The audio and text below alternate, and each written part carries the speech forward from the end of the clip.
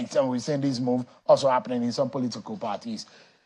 So, everyone, time is of the essence tonight because we have a lot on our plate on the program. Let's check out some of your political roundup stories.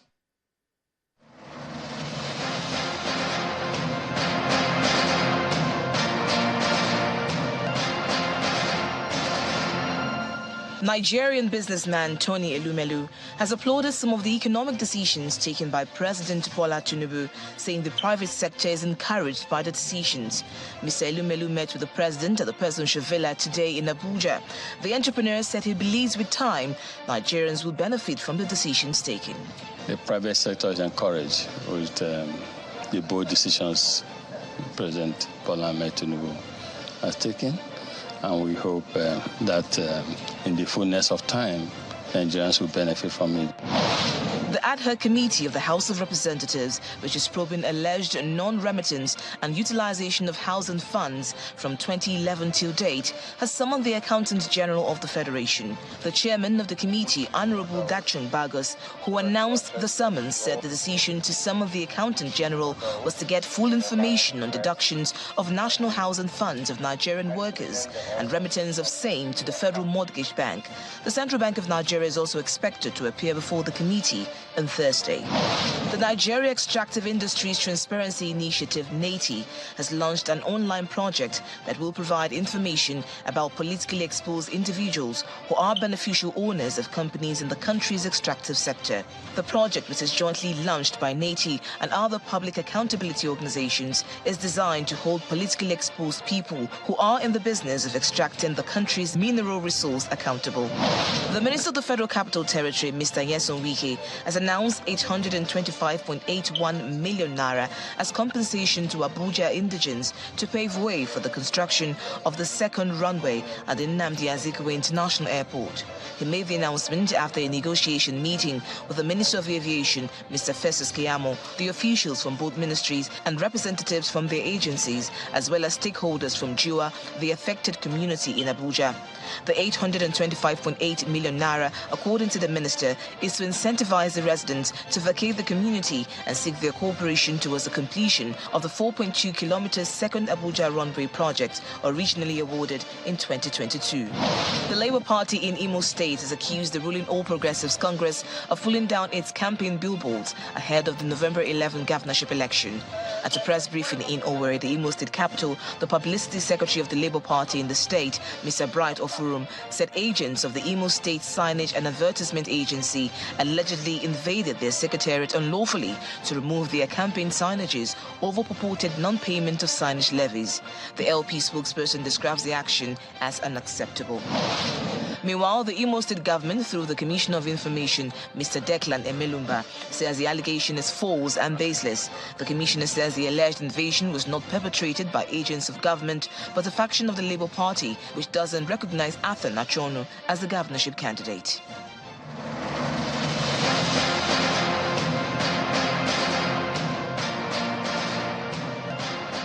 And there you have it. You've been served with your political roundup stories. Let's dive straight into our very first conversation tonight. The chairman of the House of Representatives Ad hoc Committee investigating job racketeering in ministries, departments, and agencies of government, Yusuf Gagdi, said that the committee would not be intimidated by any act of blackmail against it by agencies of government. The committee, however, summoned vice-chancellors of all federal universities to appear before the committee on Friday, September the 1st, alongside the National University Commission, NUC, to make their presentation and defend their allegation. The Honorable Gagdi says that the committee was determined to make a recommendation to the House that will reposition the nation's public service, saying the committee would not be deterred by any act of blackmail. This statement is coming on the heels of an allegation in the publication of an online newspaper, Premium Times, alleging that some members who are involved in the ad hoc committee have been engaged in extortion of some of these agencies of government. Now, the House of Reps itself, through the spokesperson of the House, Honorable Akinrotimi, said that the House will look into this matter and will not allow the name of the House to be brought to disrepute. let's get talking on this one. Amidst all of these issues broadening on the state of the nation, perhaps for those of you who have not been following the probe in the House, let me allow you to listen to some of the sound bites from the past sessions in the probe.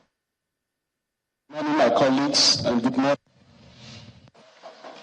To us, in this committee, and by extension, National Assembly, pending the recommendation to the House by this committee, at the risk of perhaps sounding immodest, waiver is a fraud.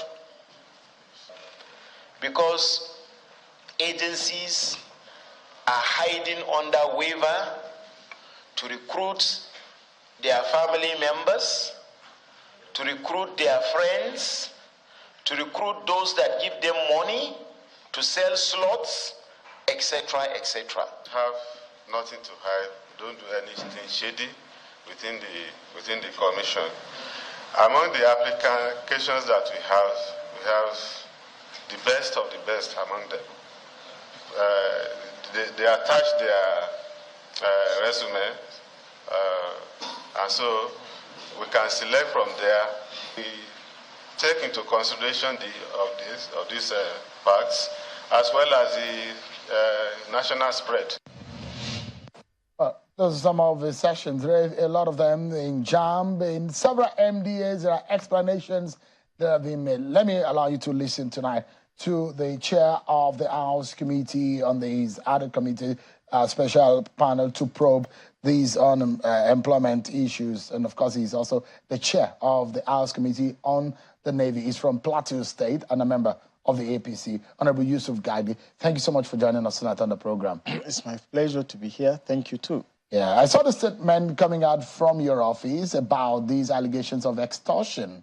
Is it true that yourself and some members were collecting money from these agencies? Read again. They didn't mention me. I was not part of the allegation. But as a chairman of the committee, I should not allow the name of the committee to be ridiculed. So there is nowhere in the whole of the publication that it was alleged that I was suspected or even accused of. The only thing I was called on phone by a reporter of the publication, asking whether I'm aware of that. And I told him I'm not aware of that. So accusation was on a member of the committee, as the publication have, not on the chairman of the committee or members of the committee. I think it was referred to a member of a committee. And, which is Honorable and when he called... Is that the name of the member? I think so. That was what they published. From Osun State, yes. Right. So when they called me, I told them who alleged that allegation. As a journalist, if there is an allegation against an individual and you can publish the name of the person you are thinking, x-raying his antecedents and what have you, what stopped you from mentioning specifically the name of the person that alleged that person was engaged in him in anything? So I should have expected to be fair to the situation, not to be... Why we FUMS, we did not align and agree with that publication is it was concluded that he have done that. So if you are suspecting that, approach the chairman. You've called me on phone. I've told you I'm not aware. But I've asked you, you say vice chancellor. Who's the vice chancellor? In the first instance, we invited vice chancellors of the universities across Nigeria. We invited polytechnics, colleges of education. If you check that publication, they said that the engagement included rectors of the federal polytechnics. Meanwhile, they have not even appeared before the committee. So how would any activities would have transpired between whosoever they are suspecting with the rectors of the... So we have our reservation. But again, I think as a chairman of this committee, I should be very careful in making comment about some of those things. I know there was nothing like that, but Wale Oke will be back to explain if there is anything like that. But to the best of my ability, when university vice-chancellors appear before the committee, we have not even interacted with them. The only thing that was collected publicly with members of the press there was their addresses. They make submission through the National University Commission, and a separate date was put together for them to appear individually based on one university after another. Honorable, there are inferences that the reason for this kind of extortion is such that some of those who appear will be given a soft landing as against some of the things that are being done. In following the activities of the committee, can you say that there is one agency that was not scrutinized to the best of our ability? This is the first committee that we know we are under oath as public office holders, and we subject the agencies appearing before us under oath before interrogating them. So tell me, if there had it been the activities and the antecedent of the committee suggest that there is soft landing for anybody, then you can say that. You can say that, yeah, we have seen example in the video and picture, we have seen you interrogating agencies that you give soft landing to others. So therefore... What is the inference that are being made, Honorable? And you imagine that if you are probing a corruption, an allegation of corruption is being leveled against your committee members, what do you think naturally should be done? That is why I say Wale Oke is not in the country. When he returns back to the country, he will be given the opportunity. And you know what happened, Honorable? A lot surfaced. In fact, his own altercation with Honorable Abdulmimid Jibrin about 6 years ago or thereabout, where issues came up and these similar allegations are being leveled against him. There is fundamental difference. Have you seen that? There is fundamental difference. Have you seen that publication too? Yes, but there is fundamental difference between this and the previous allegations. In the area of Abdulmimid Jibrin, Farouk Lawal, there is consensus between the person that alleged and proof from the person that equally have said to be. They have made publication of sensitive information. So first thing first, let the universities, we conduct our hearing open. Let the university come and appear before the committee on Friday. How easy would that be? Because they are going to appear before you. Just like there's going to be a fear factor to think that if they appear before you. If the vice chancellor is not scared to mention that a member of your committee have approached him for financial exchanges to even give the fourth realm of the estate, members of the fourth realm of the estate, just information, why will he be scared to tell that? It means he's mischievous.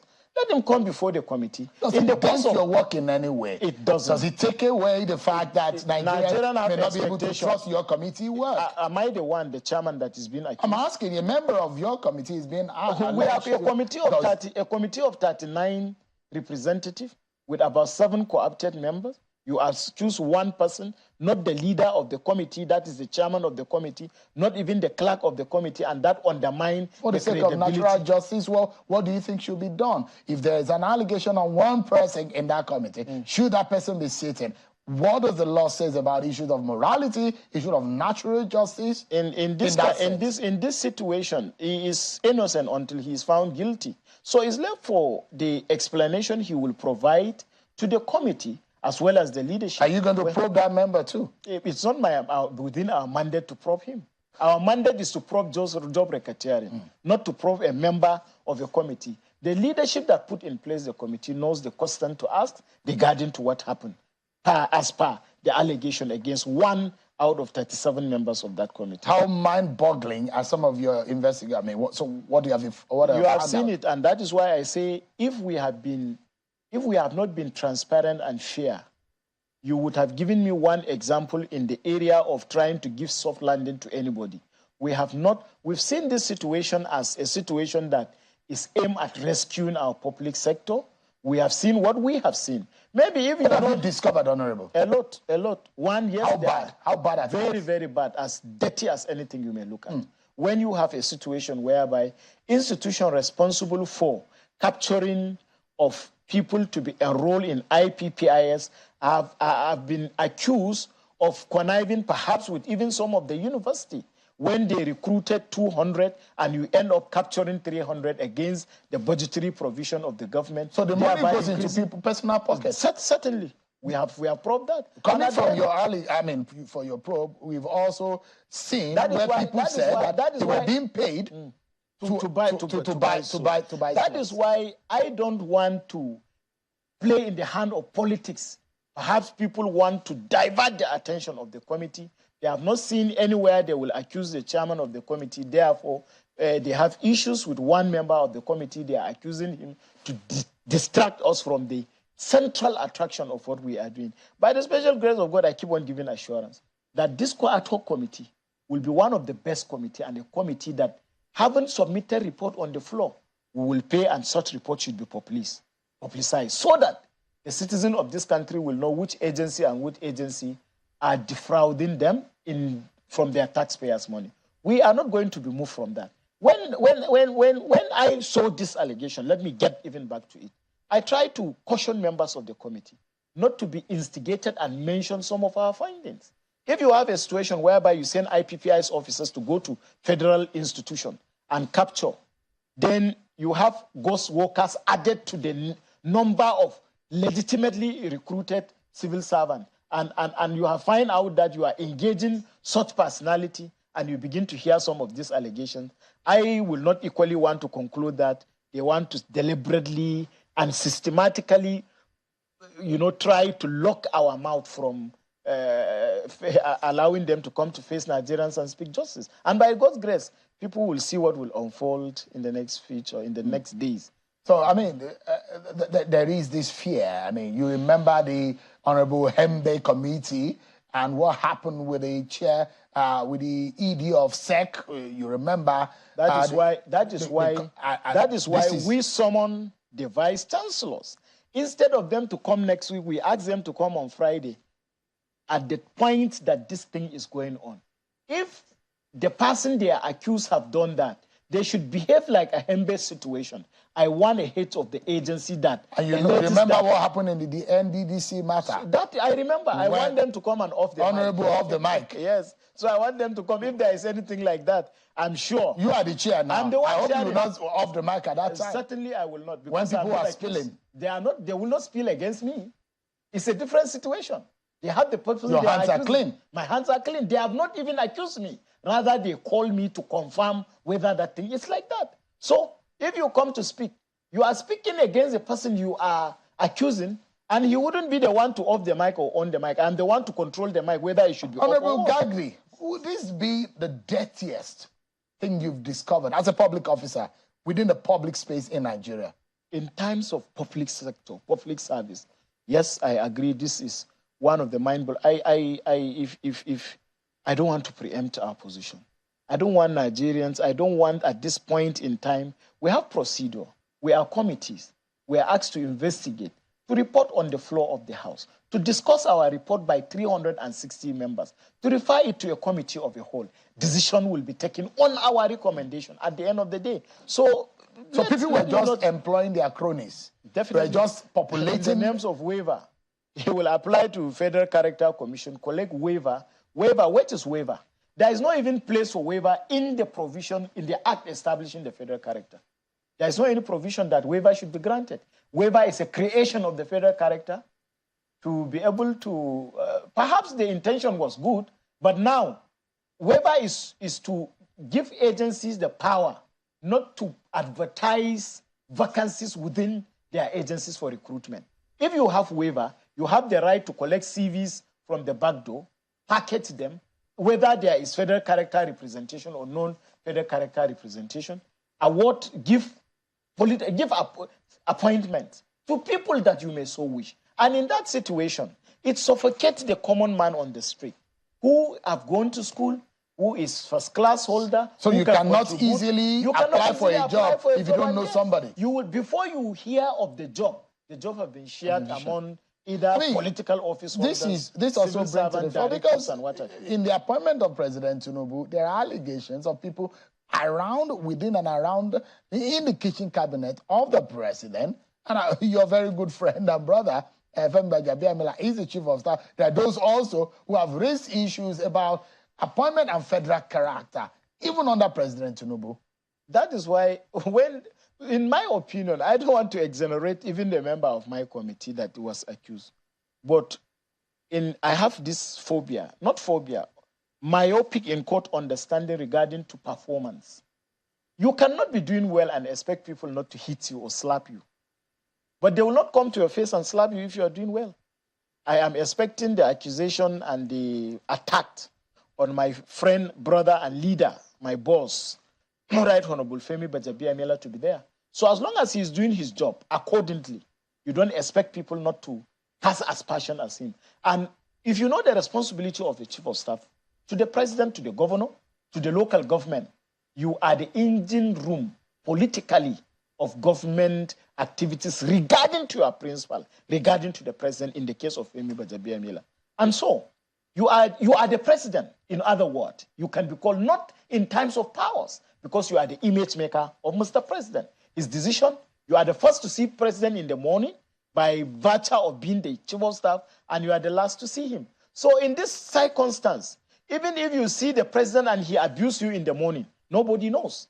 If you are going to sleep as the last person to leave him, and he abused you, nobody knows. As far as the general public are concerned, so you trust Gbajabiamila sees president in the morning and in the night. Therefore, any decision of the president, Femi must have influenced it. And I believe, again, that is greatly unfair to the chief of staff, to the president. Because, one, looking at the political pedigree of Mr. President, to say that his chief of staff will be the sole determinant of his decision, you are underrating and undermining the achievement of Mr. President, his political achievement in terms of being a senator of the Federal Republic, in terms of being a governor, 2 times governor in this country that passed through teething trouble to survive as a governor of Lagos, and in terms of various other political experience that Mr. President has. So you cannot look at some of us, Yusuf Gagdi, for instance, and say that all is not well.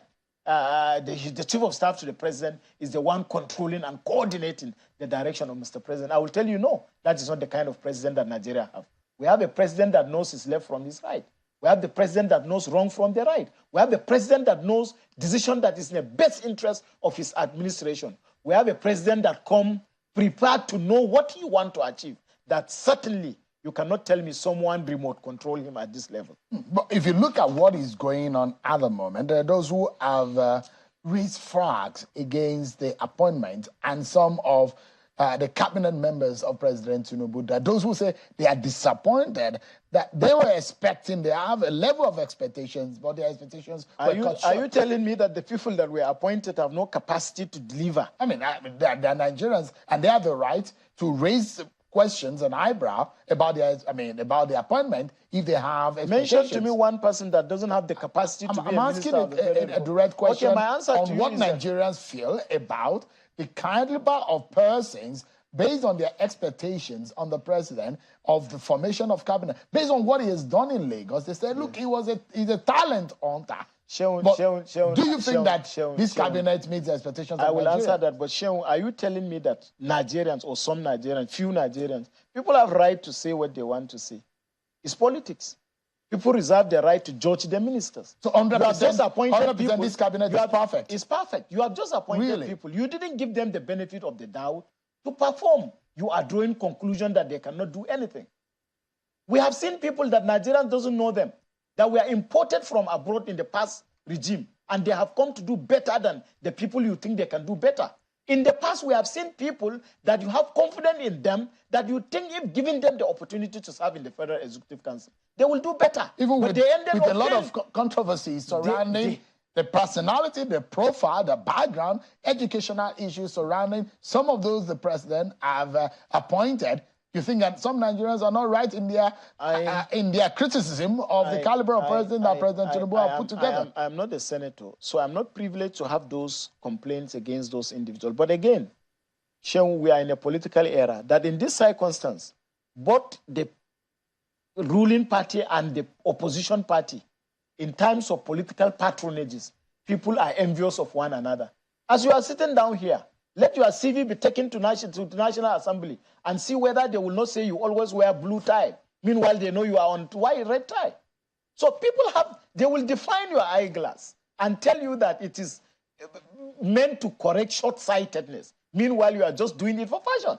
So until you are given the opportunity to benefit from political patriotism, you will know who loves you and who doesn't love you. You think that this cabinet will perform? I don't believe, therefore, that the allegations may be true. It may come from political enemies of those people that were appointed. And I equally do not undermine the National Assembly, the Senate of the Federal Republic of Nigeria, that have opened through the pages of the curriculum vitae of those that have benefited from Mr. President's appointment, and you tell me 109 people will not have tell you that there are incriminating issues against some certain individuals and therefore they cannot be confirmed, why will I believe on people that could have their political differences with those appointees? Finally, the cabinet will perform. I am very optimistic. And as a Nigerian, I want you to be optimistic too, because you have to give them benefit of the doubt.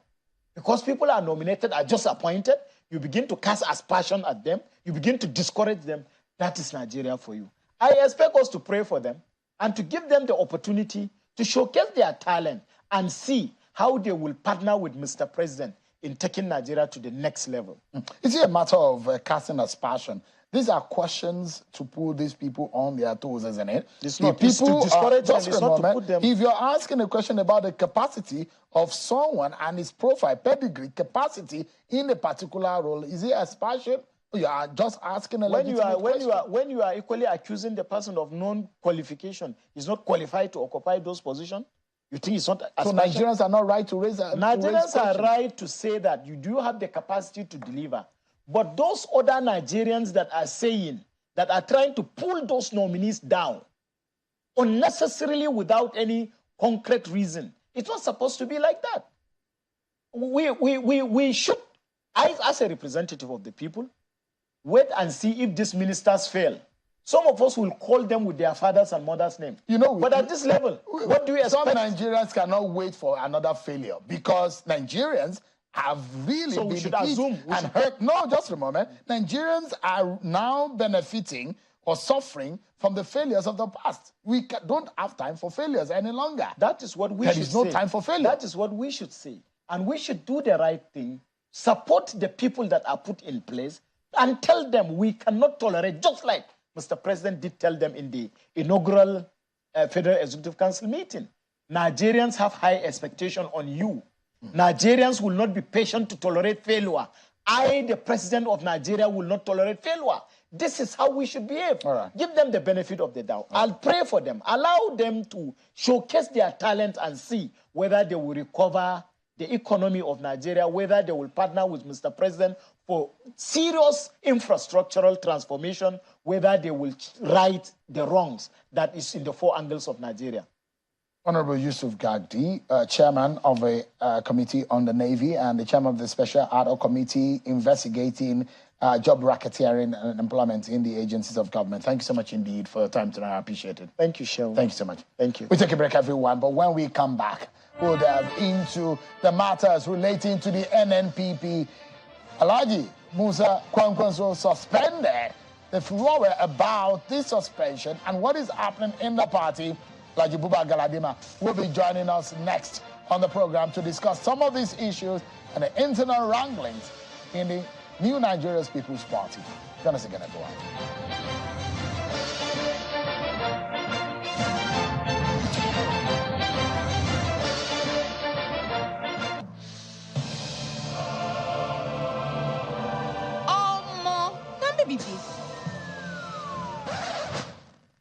Me see trouble.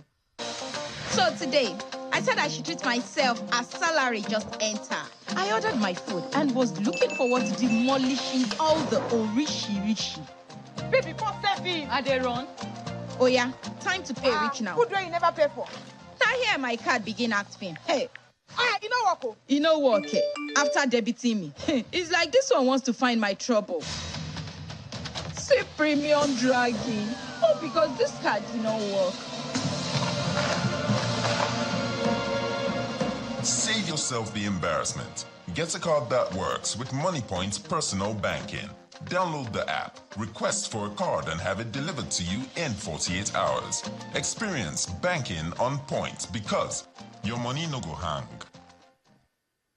It's here, the first of its kind, the inaugural edition of the International Cooperation and Investment Summit in Cross River State. The Paradigm Shift is a state government initiative under the high patronage of the Executive Governor, His Excellency Senator Prince Basi E. Otu.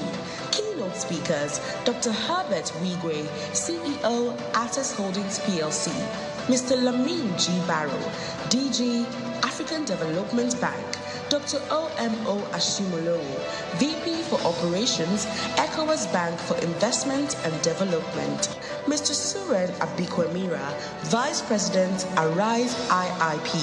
Date: 30th to 31st August 2023. Time: 9:30 a.m. to 5:45 p.m. daily. Venue: Calabar International Conference Center. Edverse is solving a lot of problems for us. It is centralizing all the information. Edverse has helped us concerning the preparation of results. Edverse has also helped us to have our database. The fact that we can analyze data. So I know children performance according to gender. I can access my financial information, who has paid, who hasn't paid. I would recommend Edverse to schools, big or small schools. Use Edverse today. What are you waiting for? Use Edverse. Come on now. Visit www.edverse.net/free demo to book a demo.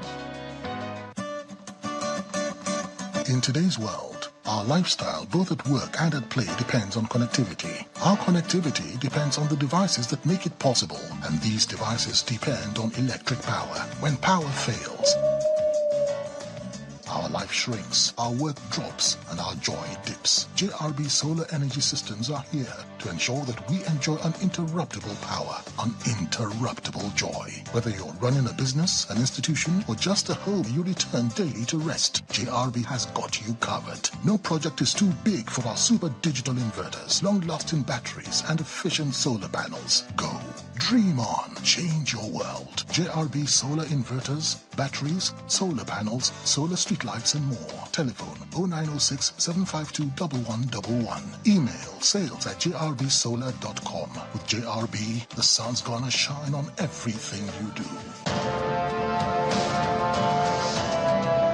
At Philomath University, Abuja, we achieved giant strides, impacted lives, strengthened partnerships, and delivered world-class education to our students.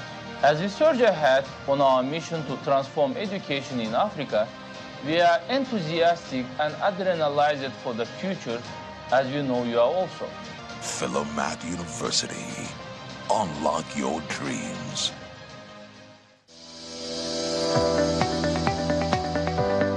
The Duchess International Hospital opened its doors in October 2021.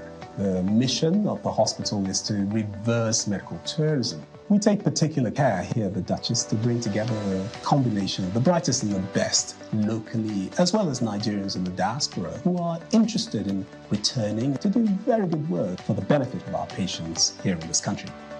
The good thing is that we have all international expertise here, all international facilities here, international people working here.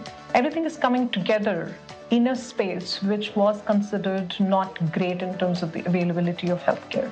Access, of course, has been able to provide us with a robust range of products and services that has enabled us to deliver that standard and quality of healthcare that is integral to our mission as an organization.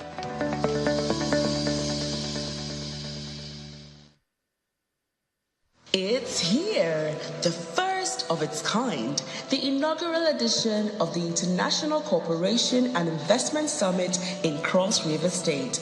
The Paradigm Shift is a state government initiative under the high patronage of the Executive Governor, His Excellency, Senator Prince Basi E. Otu. Keynote speakers, Dr. Herbert Wigwe, CEO, Atas Holdings PLC, Mr. Lamin G. Barrow, DG, African Development Bank, Dr. O.M.O. Ashimolowo, VP for Operations, ECOWAS Bank for Investment and Development, Mr. Suren Abikwemira, Vice President, Arise IIP. Date: 30th to 31st August 2023. Time: 9:30 a.m. to 5:45 p.m. daily. Venue: Calabar International Conference Center.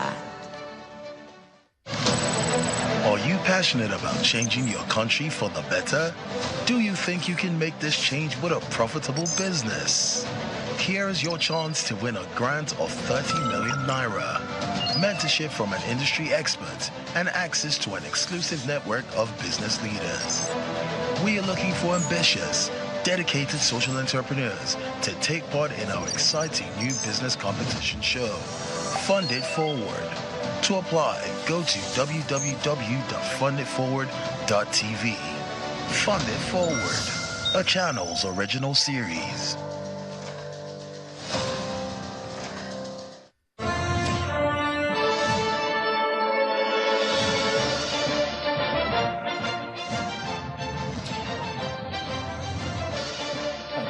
Everyone for staying with us. There seems to be no end in sight in the crisis rocking the new Nigeria People's Party, one of Nigeria's young political party which emerged just before the 2023 elections. I remember when I had a conversation with Alhaji Abuja Galadima at the time, he says, look, they have everything well put together as far as the party is concerned that we will see political science in action. Well, in the party, there seems to be that the center is no longer holding, as now some members of the party who say they are the BOT, the Board of Trustees of the party, have suspended the NNPP flag bearer and the leader of the party, Senator Rabiu Musa Kwankwaso. Senator Kwankwaso, a former Kano State governor who came fourth in this year's presidential election, was suspended by the group led by the NNPP chieftains Boniface Aniebonam and Agbo Major. The group led by Aniebonam and Major were suspended. Kwankwaso at a special General Assembly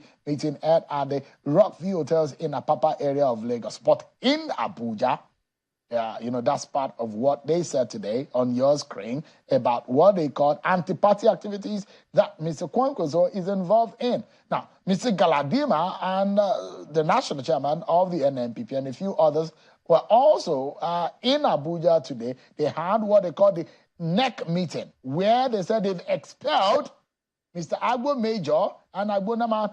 And now, what is exactly happening within the NNPP? The question that one will be wanting to ask.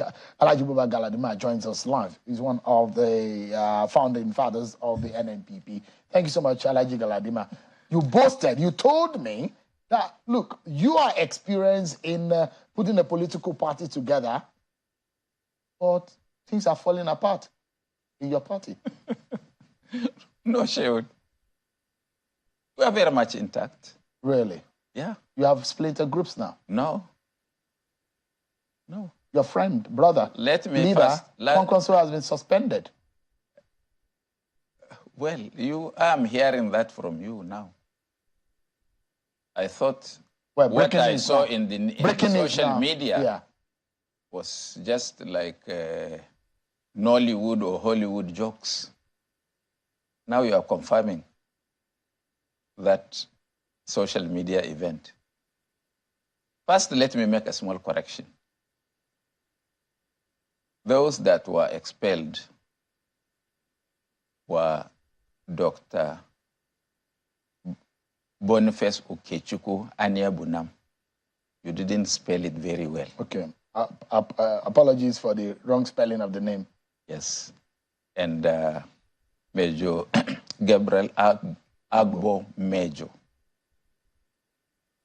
Let me first say that we thank the founding fathers of this party who had the vision to form new Nigerian People's Party some 21 years ago. However, the party remained almost comatose until we came in last year, resuscitated it, give it life, give it tonic injection, and it became what it is today. As you have seen, a lot of people in this country are interested in this party in the sense that they felt, the other parties felt that they could only survive if they destroy this party. But unknown to them, we are as solid as the rock of Gibraltar. Who are these people that you are alleging? Those who fear Senator Rabiu Musa Kwankwaso's profile. Who are these people? You are a journalist. You are an investigative journalist. I'm giving you a challenge. Because those that sponsored those people... Why do you send us on an unending when I can tell you when now, you can easily say it? Because there are those who will say, look, Alhaji Buba Galadima is just not saying the truth because, look, there are no persons that are after the NNPP. NNPP is after itself. There are those who perhaps will say that. No. You know, there are a lot of things going under the carpet. After our research of these elections, you know, we didn't go to court.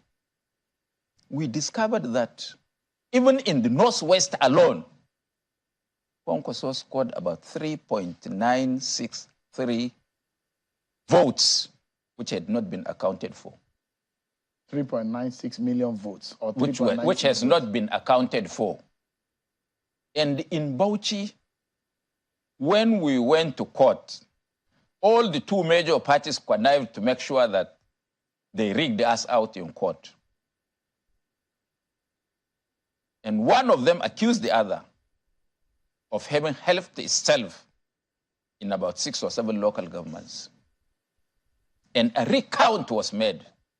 In that recount, it was discovered that NNPP had 160-something thousand extra votes that have not even been accounted for from the 90 that they gave us. In Nasarawa here, I'm taking one state, one zone after the other in the north, in the north. Nasarawa here, our candidate went to court. They gave him 11,000 votes. We discovered that he scored 117,000 votes. They just canceled 7 and left 11. And you can also see that there are a lot of issues coming on Kano. That's a subject that we will address on its own when it resurfaces. Because some people felt that oxygen must be removed from Kwankwaso's north. If he survives politically, they are in trouble in 2027. Is this a fight between Ganduje and Kwankwaso? I say when it ripens, no, because you will be the first person to just know. Just a moment. If you go to Kano, let's not divert from what brought me and here. I'm mentioning names now because there is a Kwankwaso in the mix, which you have mentioned. In Kano, we know for sure that there is an opposition, which is a former governor and the national chairman of the APC, Ganduje. Is it the only opposition you have in Kano? You have some opposition in other places? I say at the national level. Mr. President will know that he has taken a scorpion and put inside his pocket. Who is the scorpion? Ganduje. Why do you call him a scorpion? Is that right to call him a former governor? Why? If he can stink, if he can stink his benefactor. Who is that? Senator Rabiu Musa Kwankwaso, that next to God, he made him what he is. There is no way that he will not do the same to Tinubu. And Tinubu should know that even as of today, he's been isolated from those under him because they take decisions and ram it on his throat without him really knowing. I am saying this so that he takes note before they throw him under the bus. Let me take you to let's go to what we let me take you up on the Kwankwaso matter and the suspension. Just today, they are accusing him of anti-party activities, and you will see, you'll remember, he met with President Bola Tinubu of the APC. You've seen pictures of him with former Vice President and PDP candidate Atiku Abubakar. Is this enough evidence to show that he's actually involved in anti-party activities? Thank you. Now you are yourself an investigative journalist. Since you know all this, go ahead. Look, the president had tried to see Kwankwaso on several occasions after the election. It didn't happen. and they agreed to meet in France. Kwankwaso had to bring the national caucus of the party and told them, look, the president wants to see me. What's your position? Everybody in that meeting, about 13 of us, spoke except myself. Where was the meeting? In Kwankwaso's house. In Abuja here? Yes. And all of them, except myself, I didn't speak, not because I didn't support, but because I know what was happening. So it's better for others who didn't have the privilege of knowledge of what is happening to make their opinion known. And each and every member of that national caucus said, why don't you go and hear Mr. President out? So, to cut long story short, they met in France. They agreed to work together to uplift Nigeria and said they should come back and talk and carry their constituency along. They never met until the second time.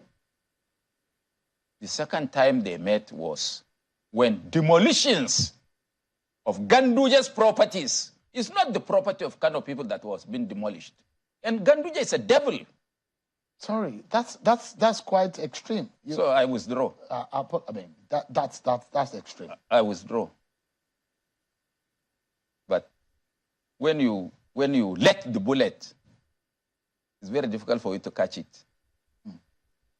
Because I wonder why you lose God to have described someone as a devil. Because I am in tension. Because I have already reasoned that I have very little time left to live on this earth. And I can't see the Nigeria I had all my life, over 70 years, worked to see working well for you and me and our children. I'm frustrated that only bad people succeed. So, Kwankwaso came to him and said, look, this demolition, look at this place. The company belongs to so. Look at the CSE board of directors, Ganduja's people. Look at this plot demolished, or this property demolished. Look at the owners. All of them linked to Ganduje. But it doesn't mean that he owns them. They might be friends, family members, or those who are related to him in one way or the other.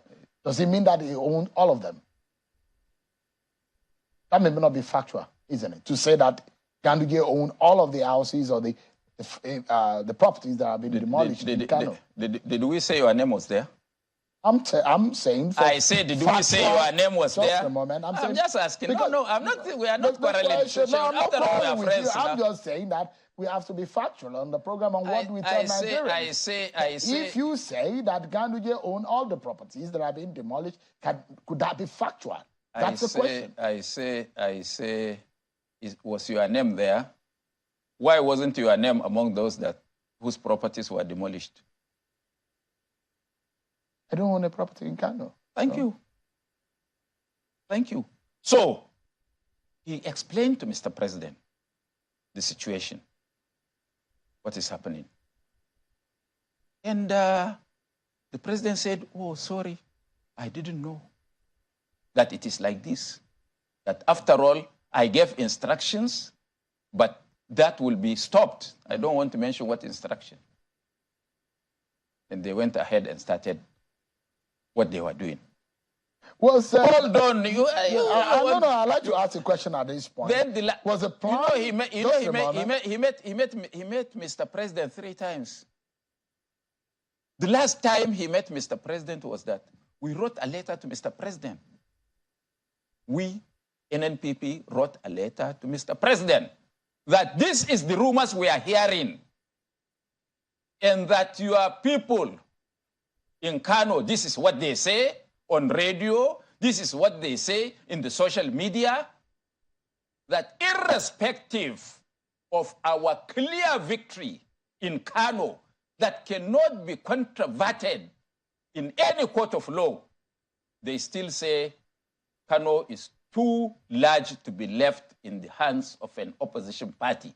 Therefore, they will take it by force, as they had done in 2019. So that's a big fear for your side. If you are in my shoes, what would be your position? Has there been a conversation with the president and Mr. Kwankwaso about making Kwankwaso a member of President Tinubu's cabinet? Yes, no. Yes, no. Yes, in the sense that he was supposed to be a minister. And no? No, because of it was dropped later on. If they said they will work together, working together entails anything or nothing. I can work together with you. So, now we are working together because we are having a conversation. So the alliance between Bola Tinubu and Kwankwaso has fallen. It's not alliance. Kwankwaso is a nationalist, patriotic Nigerian who means well for this country. So is there the same connotation or the same meaning you will draw into Atiku Abubakar and Kwankwaso meetings? As a politician. As a politician, we can meet with anybody. After all, we are meeting with you. The other time, I proved that you didn't vote for us. I never voted. I've not voted in a long time. But we still meet. We still converse. But the question is that if they allege that Mr. Kwankwaso is involved in anti-party activities, and some of these took permission from us. But why are the Mr. Agbo Major, unfortunately... Who is Mr. Agbo Major? Major Agbo in your party. Is he a member of the National Caucus? Of the NNPP? Yeah. Is he not a national publicity secretary what of the party? What does that mean? Unfortunately, he was supposed to speak to us, but we understand that there is a lot of noise in the background. He's supposed to speak to us from... So, whatever is the case, Kwankwaso had a permission from the party to go and talk to Tinubu and talk to any other political group. So he didn't do it on his own. These people... How do you resolve this matter with the national, the persons that met in Lagos today who are now in opposition against the Kwankwaso side? Do you know them? How do you resolve it? How many of them do you know? Are you aware of Agbo Major? Of course, National Publicity Secretary. So what do you do? A member of the National Executive Committee of the party. So what do you do? You say you have expelled? He has been expelled. He's not a member of this party. And he knew because all of them that were expelled were called to a disciplinary committee and they were drilled and they accepted their sin, and it is on the basis of the acceptance of what they had done that they were recommended to the National Working Committee for expulsion. And the National Working Committee took a decision on behalf of NEC, and they knew that 21 days ago today, we wrote INEC that we are holding a National Executive Committee of the NNPP because you have to invite INEC to sit with you. Just let me need to go. You both said to me a few months ago, and you said that your political sagacity will be brought to bear. Is this what you're talking about? Your party that is falling apart? When you didn't even allow me to land. Your land. But so we wrote INEC. They knew we were meeting today. INEC will be there. Then, that the National Executive Committee will expel them. That is why they thought they will do a counter coup by 7 of them aggregating in Lagos to say that they've expelled Kwankwaso. In today's meeting, all the members of the National Executive Committee, except Major, were present. All the state chairmen, 37 of them, were present. All the members of the National Assembly of our party were present. All senators, all House of Assembly members of our party, our governor was also there. And me, the only member of the BOT, minus Enebunam, were there. We took this decision with INEC present. Therefore, they remain expelled We need to from go this now. party. Thank you so much, Alhaji Buba Galadima, for joining us. But I still remind you, you boasted to me that you will build a party that is better than all political parties. Is it It's not? barely 6 months after the election. Your party is almost barely up. But thank you so much for When we have everybody for speaking to in the us, meeting today, and someone is only one person suspending your national leader. Alhaji Buba Galadima, thank you so much indeed for coming tonight. That's our show for today. I appreciate you for watching, wherever you may be watching. I'm sure I'll see you tomorrow again. God bless Nigeria.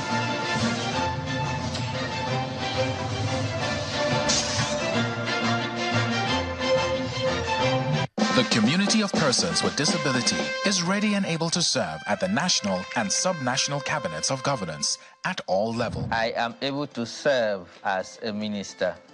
I am able to serve as a commissioner. Me too. I can serve as special advisor or head of any parastatals. Government policies affect persons with disabilities, and it is fair that persons with disabilities have representation in governance to make contributions to wide-ranging policies that affect our community. We appeal to our political leaders to appoint persons with disability as minister, commissioners, and heads of parastatals. Able to Serve is brought to you by TAF Africa and funded by the MacArthur Foundation. For more information on the activities of TAF Africa, follow us on our social media handles. Visit our website on tafafrica.co. TAF Africa, Disability Inclusion Champion. Are you passionate about changing your country for the better? Do you think you can make this change with a profitable business? Here is your chance to win a grant of 30 million naira, mentorship from an industry expert, and access to an exclusive network of business leaders. We are looking for ambitious, dedicated social entrepreneurs to take part in our exciting new business competition show, Fund It Forward. To apply, go to www.funditforward.tv. Fund It Forward, a channel's original series.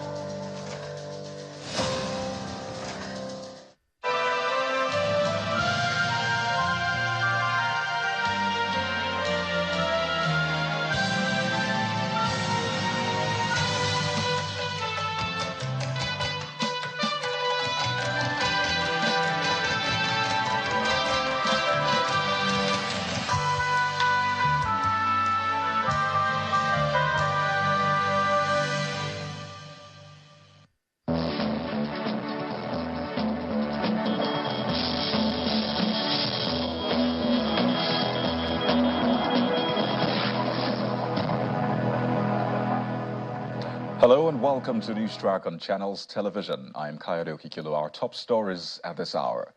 There may be nowhere to hide for politically exposed individuals who are beneficial owners of companies in the country's extractive sector, as the Nigeria Extractive Industries Transparency Initiative, NITI, has launched an online project that will provide information about their dealings.